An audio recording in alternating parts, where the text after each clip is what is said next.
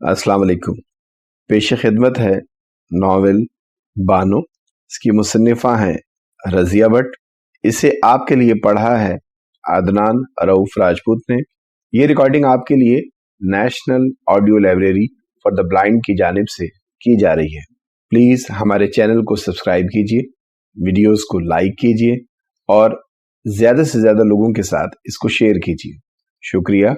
अगर आप हमारे ग्रुप का हिस्सा बनना चाहते हैं तो डिस्क्रिप्शन में दिए गए व्हाट्सएप नंबर पर ज्वाइन करें हमें और अपनी कीमती आरा से आगाह करें।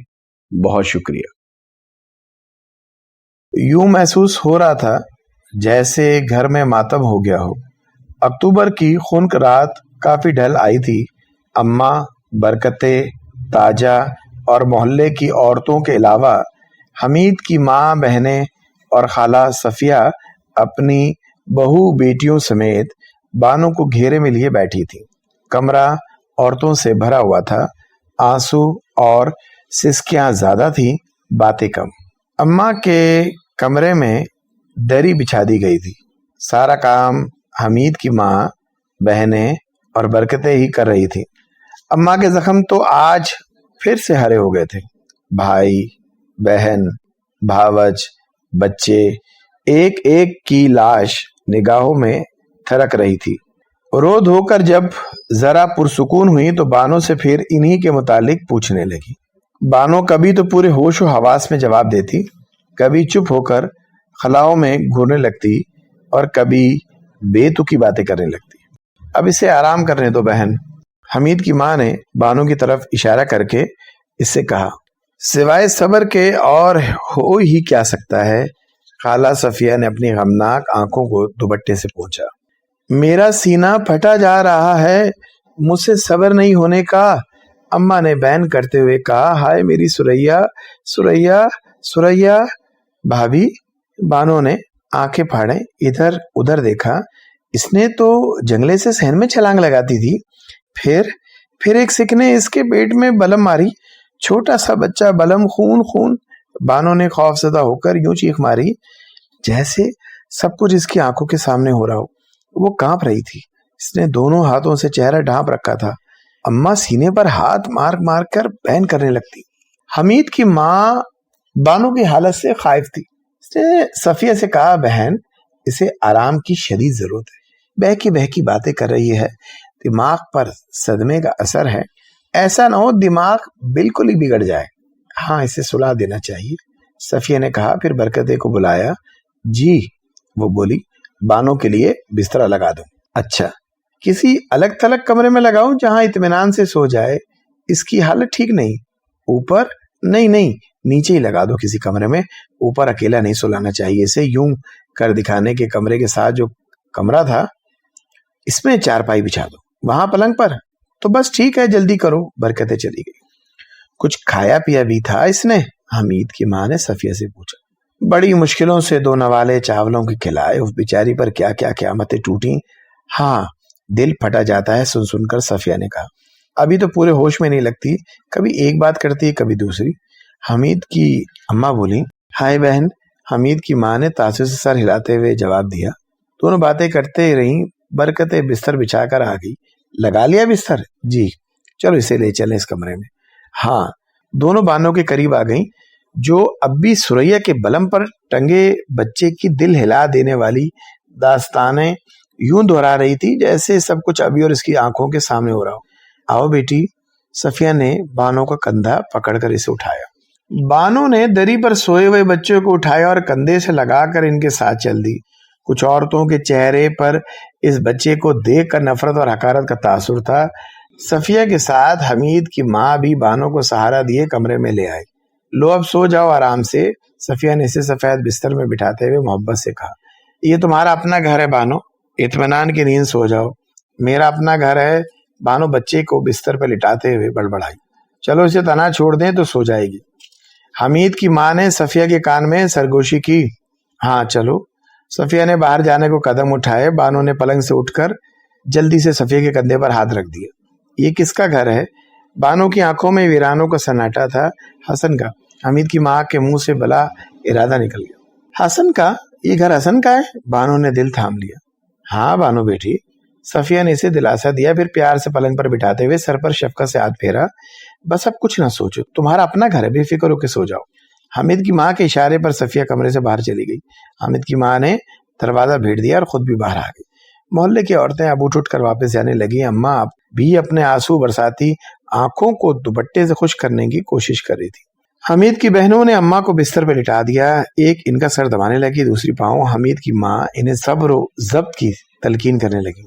آج رات حمید بھی یہیں رہ گیا۔ وہ جب سے دارالامان سے آیا تھا وہ 2 بار حسن کے کمرے میں گیا، لیکن دونوں بار بغیر کچھ کہے لوٹ آیا تھا۔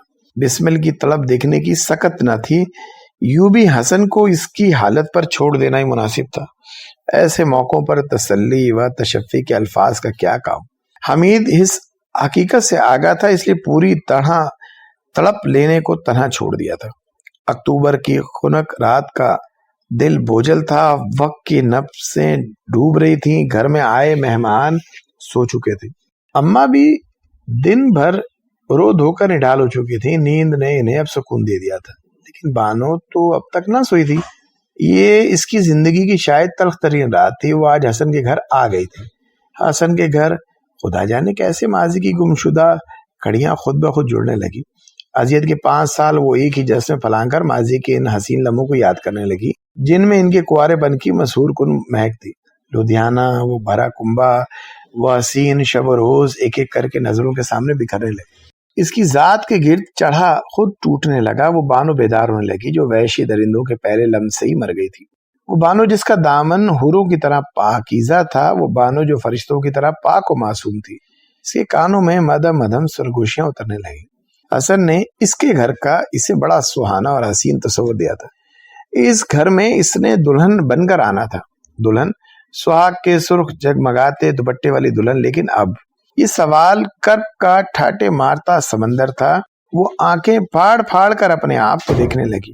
بسنتے کا لمس روئے میں پیوستہ، نجاست، گندگی اور ناپاکی کا خیال روح کو تڑپانے لگا۔ وہ اٹھی اور کمرے سے ملحقہ غسل خانے میں گھس گئی، اپنے بدن کو مل مل کر رگڑنے لگی اور دھونے لگی۔ 1.5 گھنٹہ نل کے نیچے بیٹھے رہنے کے بعد وہ کمرے میں آئی۔ اپنے بدن کو، ہاتھوں کو، بازوں کو بار بار سونگا۔ کراس سے ہر بار اس نے آنکھیں بند کر لی۔ ساری رات وہ اپنے جنون کی ہلاکت آفرینی سے دوچار تھی۔ خدا جانے رات کا کون سا پہر تھا جو لمحہ بھر کو وہ ٹک گئی۔ خوابوں میں بھی وہی کچھ تھا، بچہ رویا یا شاید کوئی لاشعور کی چوٹ شعور میں آ گئی۔ وہ ہڑبڑا کر آنکھیں کھول کر بچے کو دیکھنے لگی۔ تحفظ کے جبلی احساس سے بچہ ماں کے سینے میں پناہ پانے کی جدوجہد کر رہا تھا۔ بانو پوری آنکھیں کھولے اپنے پہلو سے چپکے بچے کو دیکھنے لگی۔ بسنتا، وہ بڑبڑائی اور پھر بڑی خون خوار بے رحمی سے اس نے بچے کو بازو سے پکڑ کر اپنے جسم سے الگ کر کے پرے دھکیل دیا۔ اسے یہی محسوس ہو رہا تھا جیسے بسنتا مرا نہیں، اس کے ساتھ ساتھ چلا آیا، اس کے جسم سے چپکا ہوا ہے۔ بچہ گہری نیند میں تھا، کس میں سایہ، ذرا سا رویا لیکن پھر غافل ہو گیا۔ بانو بستر پر اٹھ کر بیٹھ گئی، ویران آنکھوں سے بچے کو یوں دیکھنے لگی جیسے آج پہلی بار دیکھا ہو۔ یہ بسنتا تھا، وہی ناک و نقشہ، ویسے ہی بال، ویسے ہی رنگت، ویسے ہی لٹکے ہوئے بھدے بھدے ہونٹ۔ بانو کی انگلیوں پر تشنجی اکڑاؤ پیدا ہونے لگا، اس کے انگوٹھوں میں بے چین سی تڑپ مچلنے لگی، اس کی آنکھوں میں خون اترنے لگا۔ دانت پیستے ہوئے اس نے ہاتھ اٹھائے، یہ ہاتھ بچے کی گردن کی طرف بڑھے، اس نے بچے کی گردن ہاتھوں میں دبوچ لی۔ بچہ نیند ہی میں چیخنا، گردن چھڑانے کو سر ادھر ادھر پٹکا۔ بانو، تو کیا کر رہی ہے بانو؟ اپنے دکھوں کا انتقام اس معصوم سے کیوں لے رہی ہے؟ اپنی محرومیوں کا بدلہ اس بچے سے لینا چاہتی ہے، اس بچے سے جس کا باپ ہے نا ماں، جو قدرت کے لگے بندے اصول کے تحت پیدا ہو گیا ہے۔ اس کا کیا قصور، اس کا کیا قصور، اس کا کیا قصور؟ بانو کے ذہن میں یہ آواز بڑی گونج کے ساتھ پیدا ہوئی۔ بانو کے ہاتھوں کی گرفت ڈھیلی پڑ گئی، اس کی انگلیاں بے جان ہو گئی، اس کی انگلیاں بے ساخت ہو گئی۔ بچے نے کروٹ بدلی اور بانو کی طرف رخ کر کے سو گیا۔ اس کے ماتھے پر بے شک نورانی چمک نہ تھی، پھر بھی بچپن کی معصومیت کا ایسا حالت تھا جسے بانو دیکھ کر متذلل ہو گئی۔ بانو نے باقی رات آنکھوں میں ہی کاٹ دی، ایک بار اٹھ کر نہائی، کمرے میں دیوانہ وار ٹہلتی رہی. ماضی کی امٹتی یادوں کو ذہن سے کھرچنے کے لیے یہ کئی بار مٹھیاں آنکھوں میں گھسیڑی. سرد دیواروں سے بار بار پٹکا. قرار کی نگری میں آ کر دل کچھ اور بے قرار ہو گیا تھا. اس کی ذہنی اذیتوں کا دور شاید آج شروع ہوا تھا. 3 دن گزر گئے. اماں کے ملنے ملانے والے، حسن کے جاننے والے سبھی بانو کو دیکھنے آئے. گھر میں مہمانوں سے کافی ہلچل رہی. بانو کو دکھتا پھوڑا سمجھ کر ہر ہاتھ اس کی جانب تسکین پہنچانے کو بڑھا. ہر آنکھ سے اس کے لیے خون ٹپکا. اپنوں نے کیا، غیروں نے بھی اس کا درد اپنا درد سمجھا. محبت، تعظیم اور اپنائیت نے بانو کے دکھ بانٹ لیے. اسے تسکین ضرور ملی، لیکن یہ تسکین بھی خلش سے پر تھی. ان 3 دنوں میں اس نے حسن کی ایک جھلک بھی نہ دیکھی تھی. وہ ایک بار بھی اس کے پاس نہ آیا تھا اور اپنے زخموں میں کچھ زیادہ ہی چبھن محسوس ہونے لگی تھی. زلزلے، آندھیاں، طوفان، سیلاب سب تخریبی عناصر ہیں.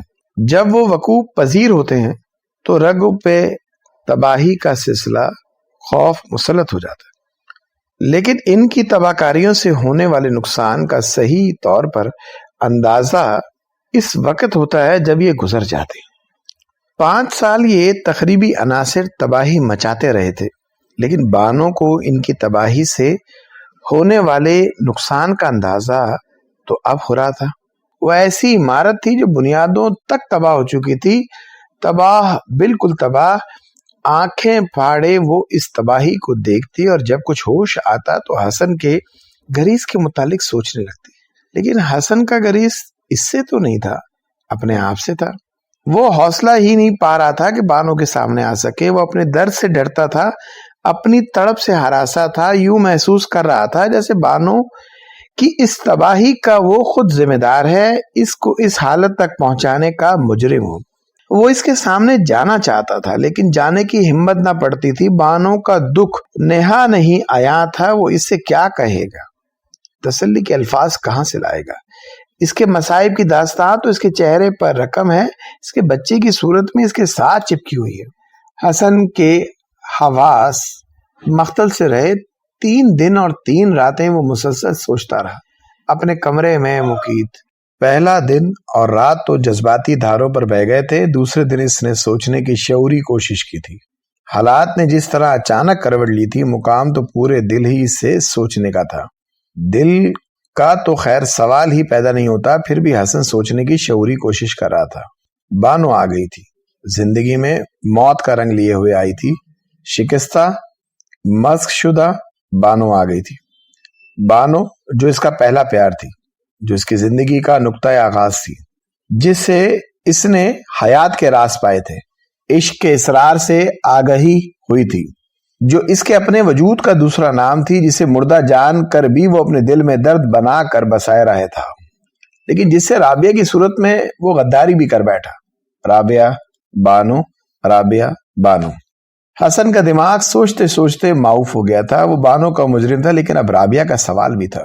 ذہنی کشمکش نے اسے نڈھال کر دیا. کسی وقت اسے یوں لگتا جیسے اس کا دماغ پھٹ جائے گا. سینے میں جلتی آگ اسے راکھ کا ڈھیر بنا دے گی. 3 دن اور 3 راتیں مسلسل سوچ کی نظر ہو گئے. کھینچا تانی ہوتی رہی. ذہنی کشمکش نے بے حال کر دیا، لیکن اس عرصے میں وہ اپنے آخری فیصلے کی جانب پوری طرح جھک گیا. بانو. اس کے دل کا ہر دریچہ بانو کے لیے کھل چکا تھا. رابعہ کی آمد کے راستے کچھ خود بخود بند ہو گئے، کچھ اس نے دانستہ بند کر دی. حسن نے یخ بستہ لاش کو اپنے سینے کی حرارت سے زندگی بخشنے کا مصمم ارادہ کر لیا، جس کا نام بانو تھا. یہ رابعہ کے حق میں ظلم تھا، لیکن حسن کی مجبوریاں اس فیصلے پر مجبور تھیں. تیسری رات کے پچھلے پہر اس نے اپنی انگلی سے وہ انگوٹھی اتار دی جو رابعہ نے نسبت کی مہر تھی. اس کی انگلیاں لرز رہی تھیں، دل کانپ رہا تھا، لیکن ایسا ہونا ہی تھا. کتنی دیر وہ خاموش کھڑا رہا. رابعہ کے لیے اس کا دل دکھا ضرور، لیکن یہ حسن کا آخری فیصلہ تھا. اس کی آنکھوں میں، اس کے جسم میں بیدار ہونے والا وہ حسن جو صرف مرد تھا، ایک بار پھر مر گیا. وہ حسن جو انسان تھا، زندہ رہا. صبح اس نے ناشتہ کیا، کتنی ہی دیر کمرے میں ٹہلتا رہا، پھر کپڑے الماری سے نکالے اور غسل خانے میں چلا گیا۔ آدھے گھنٹے بعد وہ تیار ہو کر کمرے سے باہر نکلا۔ اماں صحن میں چارپائی پر 2-3 عورتوں کے ساتھ بیٹھی تھیں۔ برکتیں کھانے کے ساتھ والے کمرے سے باہر نکل رہی تھی۔ حسن کشمکش کے اس دور سے گزر گیا تھا۔ اب ایک مصمم ارادے سے اس کے قدم اٹھ رہے تھے۔ برکتیں نے اس کی طرف دیکھا، اترا ہوا پریشان چہرہ دیکھ کر اس کا دل پسج گیا۔ حسن نے بانو کے بارے میں پوچھا۔ برکتیں نے کمرے کی طرف اشارہ کیا۔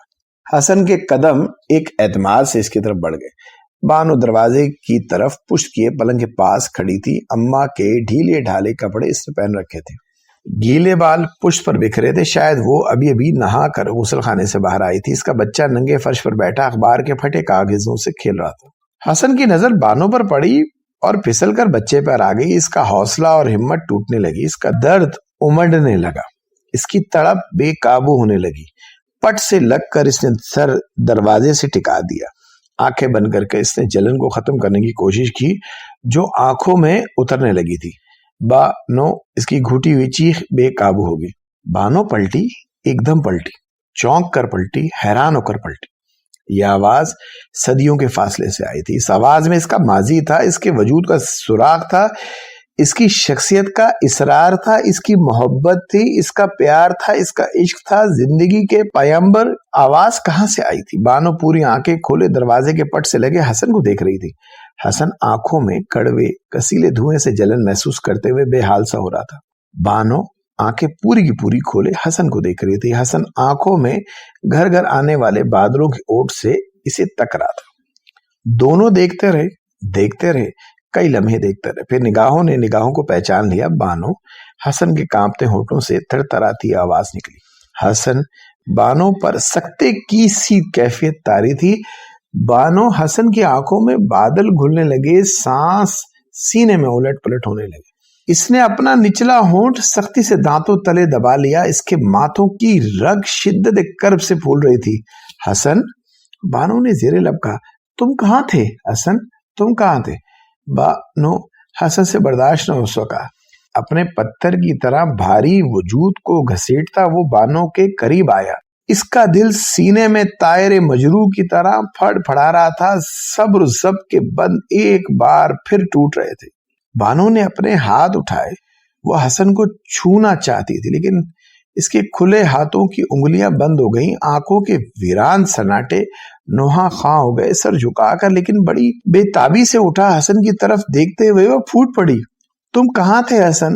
بسنتے نے مجھے چور چور کر ڈالا، میں تمہیں پکارتی رہ گئی، تم کہاں تھے؟ اس نے دونوں ہاتھوں سے چہرہ چھپا لیا۔ تم کہاں تھے؟ تم کہاں تھے حسن؟ یہ آواز بانو کی نہیں تھی، یہ آواز بانو کی نہیں تھی، یہ ایک مظلوم کی بے بسی کے دل ہلا دینے والی فریاد تھی۔ ایک دکھ تھا جو زمانوں پر محیط تھا، ایک کرب تھا جو پوری کائنات پر چھا گیا تھا۔ حسن کا درد بہہ نکلا۔ بانو چہرہ دونوں ہاتھوں سے ڈھانپے، اس کی درد میں ڈوبی پکار گونجی۔ بانو تیورا کر پلنگ سے ٹکرا گئی۔ حسن نے جلدی سے بڑھ کر اسے تھام لیا لیکن سنبھالتے سنبھالتے وہ بے ہوش ہو چکی تھی۔ بانو، حسن نے اسے پلنگ پر لٹاتے ہوئے پکارا لیکن وہ ہوش و حواس کی دنیا سے دور بے سود پڑی تھی۔ فرت غم سے حسن کا سینہ پھٹنے لگا۔ اس کا چہرہ دونوں ہاتھوں میں عقیدت و احترام سے تھام کر وہ بلند آواز میں بانو بانو پکارنے لگا لیکن بانو کو ہوش نہیں آیا۔ برکتیں کسی کام سے اندر آئی تھی تو دیکھا بانو مٹی کی ڈھیر کی صورت میں پلنگ پر پڑی تھی اور حسن پلنگ کی پٹی پر سر رکھے دوزانوں اس طرح بیٹھا تھا جیسے کسی نئی قبر پر فاتحہ پڑھتے ہوئے شدت غم سے ڈال ہو گیا۔ برکتیں اماں کو بلا لائی، دونوں عورتیں بھی آ گئیں۔ وہ دونوں بے ہوش بانو کو ہوش میں لانے کے جتن کرنے لگی۔ اماں نے حسن کا کندھا ہلا کر اسے پکارا۔ سلگتی آنکھوں سے حسن نے اماں کو دیکھا۔ اٹھو، اماں نے اس کا بازو پکڑ کر اٹھایا۔ ان کے لہجے میں برفانی ٹھنڈک تھی۔ حسن اٹھا، اماں نے اس کی حالت دیکھی، دل کٹ گیا لیکن منہ سے کچھ نہ کہا۔ اماں بےتاب ہو کر اس نے ماں کے کندھے پر سر لگا دیا۔ اس کا دل برداشت سے باہر تھا۔ سلطانہ شادی کی تیاریوں میں مصروف تھی۔ رابعہ اور اس کے قریبی سہیلیاں اس کار خیر میں اس کا ہاتھ بٹا رہی تھی۔ سلطانہ یہ شادی اس دھوم سے کرنا چاہتی تھی کہ ایک عرصے تک لوگ اس شان و شوکت کو بھلا نہ سکے۔ रुपए पैसे की कमी न थी। अब्दुल रहीम को लाइसेंस मिल जाने से तो दौलत की रेल पेल में बेहद इजाफा हो गया था। रोज बरोज सुल्ताना की मसरूफियतें बढ़ रही थीं। अक्टूबर जा रहा था, दिसंबर में शादी करना थी, सैकड़ों काम थे जिनसे निपटना था। अब्दुल रहीम को सिवाय अपने बिजनेस के और किसी चीज की खबर न थी। सारा बार सुल्ताना और राबिया के कंधों पर पड़ा था। राबिया कैफ और सुरूर की दुनिया में डूबी रहती, एक लज्जत अमेज घबराहट इस पर तारी रहती। तस्वुर की हसीन और रंगीन आंख मचोली में शब रोज गुजर रहे थे। अपनी जिंदगी के इस मुख्तसर लेकिन मशहूर कुन दौर की तिलस्मी यादों में वो पैरों खोई रहती। लाहौर और कराची, इसकी वालेहाना चाहत और जोशीली मोहब्बत की यादें दोनों जगह बिखरी हुई थी। जूं शादी के दिन करीब आ रहे थे, ये यादें कुछ तूफानी सी हुई जा रही थी। हसन मोहब्बत का ठाटे मारता समंदर था। राबिया सैराबी के तस्वुर से बहकी जा रही थी। इसके होंठों पर हसन के जलते होंठ का लम्स अब भी इसी तरह ताजा था। ये लम्स इसके जहन में पूरी हशर सामानियों से महफूज था। हसन के खुतूत राबिया की तस्कीन का वक्ती सहारा थे। तड़पते जज्बे कागज का दिल भी धड़का देते हैं। दोनों एक दूसरे को बाकायदगी से लिख रहे थे, लेकिन इस दफा हसन का खत राबिया को वक्त पर नहीं मिला। दूसरा दिन गुजर गया, फिर तीसरा दिन भी। इंतजार का एक एक लम्हा कोफ का बाइस बन रहा था। कभी तो वो मुतफक्किर हो जाती, कभी गुस्सा आ जाता। हसन को खत का जवाब तो देना चाहिए था। हो सकता है कोई मसरूफियत हो, कहीं दौरे पे गए हों, मेरा खत ही ना मिला, लेकिन कुछ भी हुआ नहीं, मेरा एहसास तो होना चाहिए। मेरी बेकली का अंदाजा करना चाहिए था। राबिया अपने आप से उलझती रहती। हर रोज वो बड़ी बेताबी से नौकर से डाक ले लेती। एक एक लिफाफा उलट पुलट कर देखते, लेकिन ज्यादातर अब्बू की कारोबारी डाक होती। कभी भी किसी भाई के दोस्त का खत होता, कभी अम्मी की किसी सहेली का। इस दिन भी वो हमें इंतजार चमन में हौस के किनारे बैठी पानी में तैरती रंग बिरंगी मछलियों को देख रही थी। जहन पुरानी यादों से लिपटा हुआ था। बार बार अपनी छोटी सी घड़ी पर भी निगाह डाल रही थी। डाक का वक्त हो रहा था। कोई पल में मुलाजिम डाक लेकर इधर ही से गुजरा, अब्बू के पास जाने वाला था। राबिया टहलते टहलते रविश पे आ गई। आज इंतजार का तीसरा दिन था। हमें शौक सरापा इंतजार बनी। वो टहल रही थी। फज्जू, इसने वहीं से पुकारा। जी बीबी जी, इधर लाओ डाक। अच्छा जी। फज्जू ने मुख्तलिफ लिफाफे राबिया की तरफ बढ़ा दिए। बेताबी से इसने लिफाफों को उलट पुलट कर देखा। इसके चेहरे पर मायूसी के साए लहराने लगे। गहरी ठंडी आह बढ़ते हुए इसने डाक फज्जू के हवाले कर दी। अपने कमरे में आकर इसने पैड और कलम संभाला। दिल के बेताबियां कागज पर शदीद सूरत में बिखरने लगी। इसने खत ना लिखने का गिला भी किया और खत पाने की आरजू भी, लेकिन खत लिखकर भी इसकी बेकली ना गई। सीने पर बोझ सा था जो वक्त के साथ साथ बढ़ता ही जा रहा था।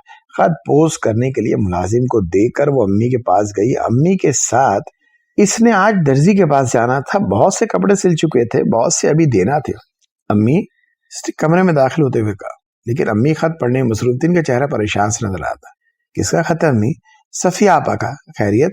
बानो पाकिस्तान आ गई। जी? बानो जिंदा है? वो ज़ेरे लब बड़बड़ाई।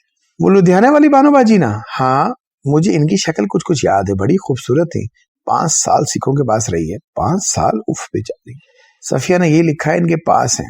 बहन रशीदा आपा के पास। हसन? सुल्तान कुछ कहते कहते रुक गई। वो बड़ी परेशान नजर आई थी। सफिया के खत बानो की खबर पाकर इसका दिल धक धक से रह गया। हसन और बानो के बंधन का इसे इल्म था। बानो की गुमशुदगी पर हसन की जो हालत हुई थी, लाहौर रहकर भी वो देख आई थी। दिल किसी आने वाले खदशे का बराबर इजहार कर रहा था। राबिया के जहन में बानो का मुहिम सा खाका था। इस खाके से वाबस्तगी हल्की सी याद भी थी कि वो हसन से वाबस्ता थी, लेकिन राबिया हसन की मोहब्बत में इस तरह डूबी थी कि वक्ती तौर पर इसने इस खबर को कोई अहमियत ना दी। हाँ, हसन के खत ना लिखने की वजह जान गई, लेकिन दिल के मामले कुछ ऐसे होते हैं जिनका सूझबूझ से ताल्लुक होता है ना अक्ल दानिश से। रूह के तार लरसते हैं और मामले खुद ब खुद अहम और संगीन होते जाते हैं। शाम तक राबिया भी इस खबर से खासी मुतहश लग रही थी। अम्मी की परेशानी ने भी इसे परेशान कर दिया था। रात के खाने पर मेज पर सुल्ताना ने अब्दुल रहीम को यह खबर सुनाई, बानो जिंदा है, वो पाकिस्तान आ गई है। क्या? अब्दुल रहीम के हाथ से नवाला छूट गया। बानो जिंदा है? तुम्हें किसने कहा? सफिया का खता है। बानो जिंदा है जी। 5 साल सिखों के पास रही है, पाकिस्तान आ गई है। तौबा तौबा, 5 साल बड़ी मुद्दत है। जाने किस हाल में होगी? उफ तौबा। عبد الرحیم حیرت زدہ بھی تھے، پریشان بھی تھے. صفیہ کے ہاں آئی ہے؟ جی. کہاں؟ حسن کے ہاں. سلطانہ نے ایک الجھی ہوئی نظر اپنے میاں پر ڈالی. اچھا. وہ اور کچھ نہ کہہ سکے. میرا خیال ہے میں لاہور ہو آؤں. کچھ دیر بعد سلطانہ نے کہا ضرور جاؤ. عبد الرحیم بولے کہیں معاملہ. وہ کچھ کہتے کہتے رک گئے، لیکن سلطانہ اس کا اشارہ سمجھ گئی. آنکھوں میں رابعہ کی طرف اشارہ کر کے کچھ کہنے سے منع کر دیا. عبد الرحیم نے سر ہلا کر تائید کی. رابعہ کو کچھ الجھن ہونے لگی. پوری طرح کھانا بھی نہ کھایا، میز سے اٹھ کر چلی گئی. اس کے چلے جانے کے بعد میاں بیوی تشویش سے ایک دوسرے کو دیکھنے لگے. حسن اور بانو جی میں سب جانتی ہوں. کہیں یہی تو دھڑکا ہے، مجھے یاد نہیں اس کے لیے کس طرح دیوانہ ہو گیا تھا. 3 مہینے تو بیمار رہا، بانو پکارتا پھرتا رہا. میں سب جانتا ہوں. سلطانہ چند لمحے خاموش رہی، لیکن سوچوں میں ہلچل تھی. وہ بار بار کانٹے سے خالی پلیٹ کو بجا رہا تھا. امید تو نہیں کہ بانو میں اب حسن کے لیے کوئی کشش ہوگی. 5 سال سکھوں کے پاس رہی ہے، کیا رہ گیا ہوگا اس میں. سلطانہ نے خود کو تسکین دینا چاہیے. محبت اندھی ہوتی ہے بیگم. عبد الرحیم نے خدشے کا اظہار کر ہی دیا. کہیں مصیبت نہ کھڑی ہو جائے. سلطانہ چپ ہو گئی. آج بچے کہاں ہیں؟ کھانا نہیں کھائیں گے؟ عبد الرحیم نے سلطانہ کو پریشانی دور کرنے کی خاطر اس کی توجہ دوسری طرف مبذول کرنا چاہی. وہ اپنے دوست کے مدعو ہیں.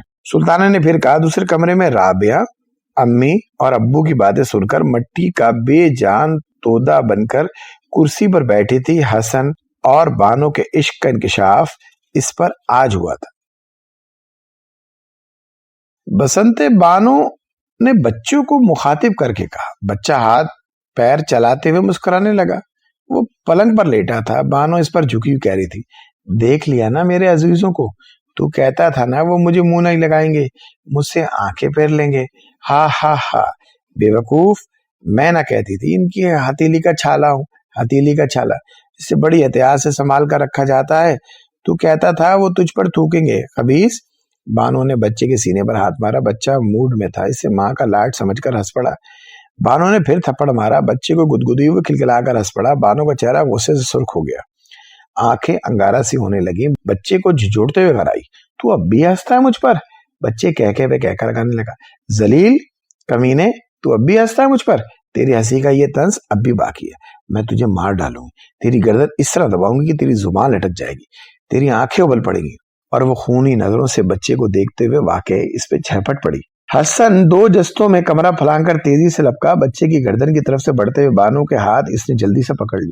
حسن ابھی ماہر نفسیات سے مل کر آیا تھا. اس نے پھر یہی تاکید کی تھی کہ بانو کو جہاں تک ہو سکے پرسکون رکھا جائے. پیار، محبت، خلوص اور تعظیم اس کی ذہنی صحت مندی کی ضامن بن سکتی ہے. حسن بے قابو درد کو سینے میں بمشکل رو کر بانو کی باتیں سن رہا تھا. بانو کو ہتھیلی کا کیا اس نے دل کا چھالا سمجھا تھا.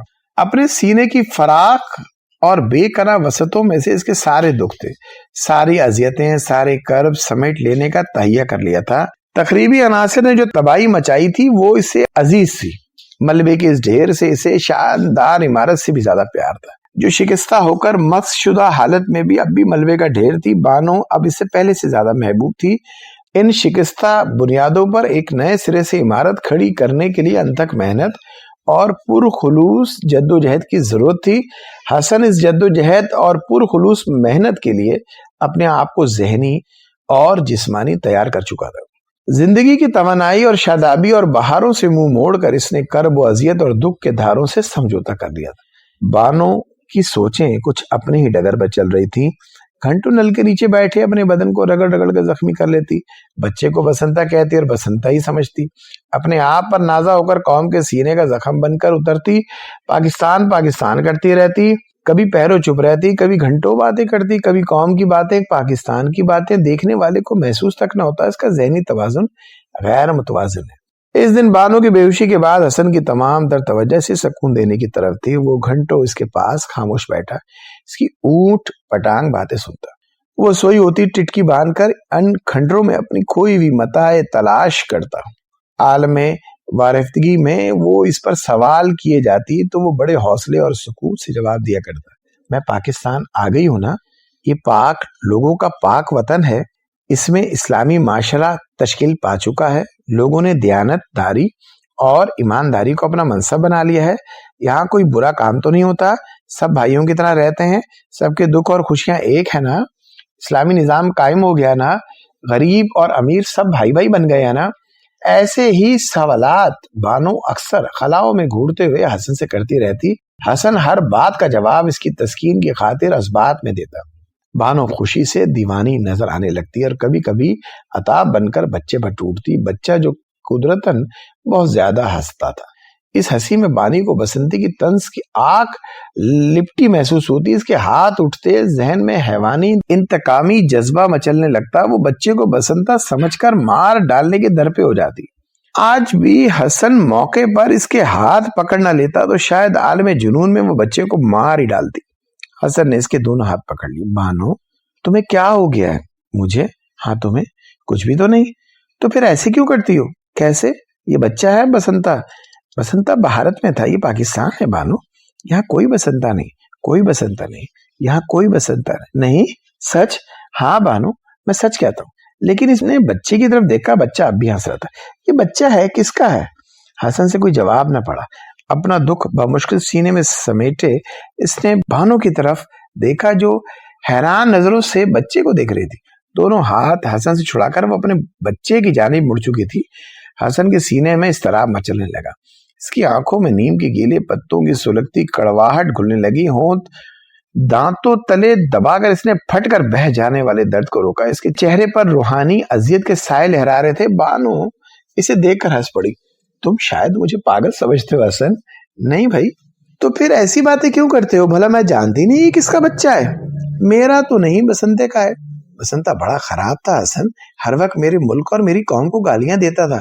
یہ بچہ اس نے گالی دی ہے. یہ گالی میں ساتھ ہی لے آئی ہوں. نہ لاتی تو تم لوگوں کو کیسے پتا چلتا کہ درندے تمہیں کیسے کیسے گالیاں دیتے تھے. حسن کے چہرے پر کرب کے طوفان تھے. بانو الٹی سیدھی باتیں کرنے لگتی تھی. ہر پھر کر بسنتے کی باتیں کر رہی تھی یا پاکستان کی. حسن دیوار کا سہارا لیے کھڑا تھا. ایک ٹک بانو کو دیکھ رہا تھا. سینے میں طوفان اٹھ رہے تھے. بانو کی حالت قابل رحم تھی. اس کی انتھک محنت اور پرخلوص جدوجہد سے کوئی حوصلہ افزا نتیجہ نہیں نکلا تھا. ماہر نفسیات ڈاکٹر قریشی نے صبر و تحمل کے ساتھ بانو کی وحشت سے نمٹنے کی تلقین کی تھی. روحانی، جسمانی اور ذہنی صدموں نے اس کے ذہن کو بری طرح متاثر کیا تھا. یہ تاثر آہستہ آہستہ پیار و خلوص و تعظیم سے رفع ہو سکتا تھا. ڈاکٹر پر امید تھے. بانو کی ذہنی صحت کے بارے میں اس نے تشویش کا اظہار کیا تھا، لیکن خطرے کا نہیں. دوائیاں بھی دی تھیں اور اتفاق اور خلوص کے بے پناہ مظاہرے کی تاکید کی تھی. حسن اسے دوائیاں بھی کھلا رہا تھا. عشق کی گرمی بھی دل سوزی سے بہم پہنچا رہا تھا. لیکن اتنے دنوں کی ارک ریزی کے بعد نتیجہ خاطر خانی تھا. بچہ پلنگ پر کلا بازیاں لگانے لگا. حسن نے پہلے بار بچوں کو غور سے دیکھ کر نفرت، کراہت اور بیزاری کا لاوا اس کے دل میں ابل پڑا.